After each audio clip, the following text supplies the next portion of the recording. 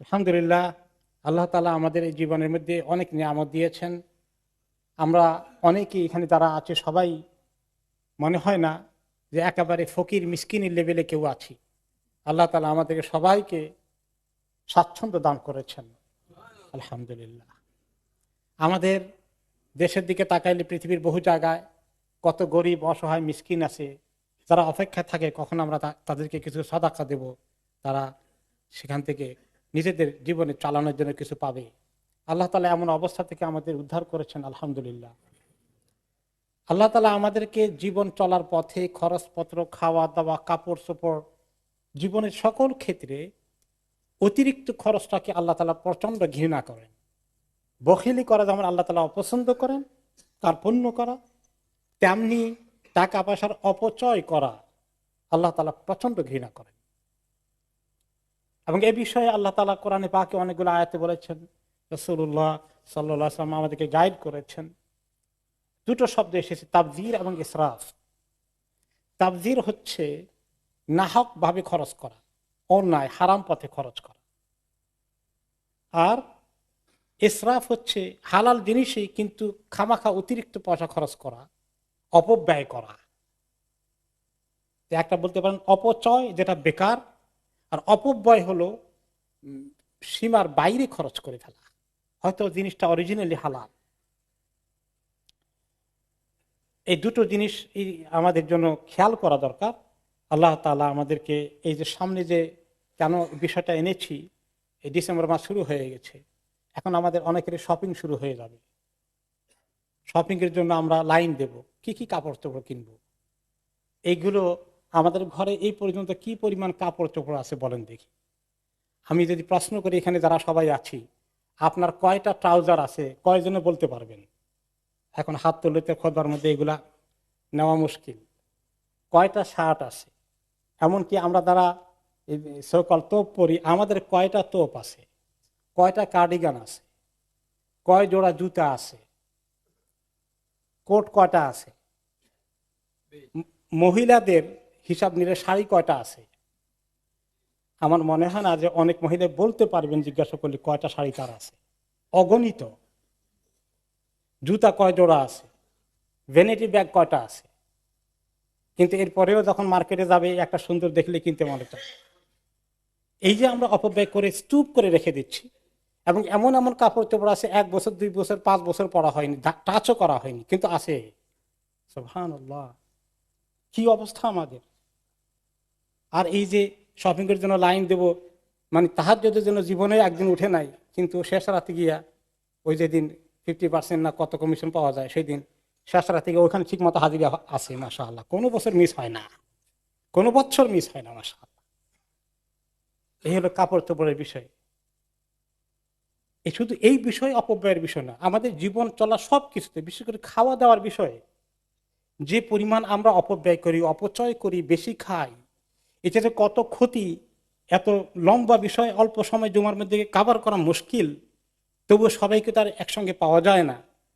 এই জন্য কিছু জিনিস আমরা একটু টাচ করি। আল্লাহ তাআলা আমাদেরকে সূরা আল আরাফের 31 নম্বর আয়াতে বলেছেন যে, হে বনি আদম, মানব সন্তান, তোমাদের সৌন্দর্যের ভালো কাপড়গুলো মসজিদে যখন আসো, প্রত্যেকটি মসজিদে আসার সময় একটু ভালো কাপড় পরে আসো।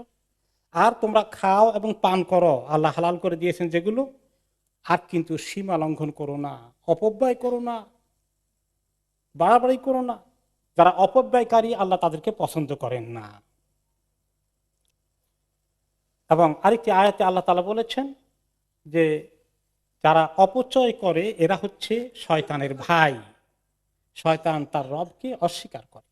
অপচয়কারী শয়তানের ভাই। প্রত্যেকটি অর্থ, প্রত্যেকটি জিনিস কোনোটাই যেন নষ্ট না হয়ে যায়, অপচয় না হয়ে যায়, এই বিষয়ে আমাদেরকে খেয়াল করতে হবে। খাওয়া দাওয়ার ক্ষেত্রে যদি আমরা আসি, শপিং এর পরে আল্লাহ তাআলা আমাদেরকে খাওয়ার ব্যাপারে অপচয় করতে নিষেধ করেছেন, খাওয়া পরা অ্যালাউ করেছেন। এবং একটি হাদিসে রাসূলুল্লাহ সাল্লাল্লাহু আলাইহি ওয়াসাল্লাম ব্যাখ্যা করেছেন যে, তোমরা খেতে পারো, খাও এবং পান করা হালাল জিনিস, কিন্তু কখনো অপব্যয় করো না এবং বাহাদুরি করো না। যে আপনি মেহমান দাওয়াত দিয়েছেন, আপনি 3টি 5টি আইটেম করলেও মেহমানদারি হয়, 10টি করলে 20টি আইটেমও করে অনেক সময় মানুষ। ওরে বাবারে, কি মেহমানদারি, কি শানদার, কত যে আইটেম করেছে আমি গনেও শেষ করতে পারবো না। আমরা গর্বিত হই এরকম মেহমানদারি পেয়ে আর মেহমানদারি করতে পেরে। মাখিলা, এর মধ্যে তোমাদের নাম কুড়ানোর খ্যাতি, নেম অ্যান্ড ফেম চাও, নাম কুড়াইতে চাও, প্রদর্শনের ইচ্ছা, আল্লাহর এই নিয়ামতকে এভাবে অপব্যয় করো।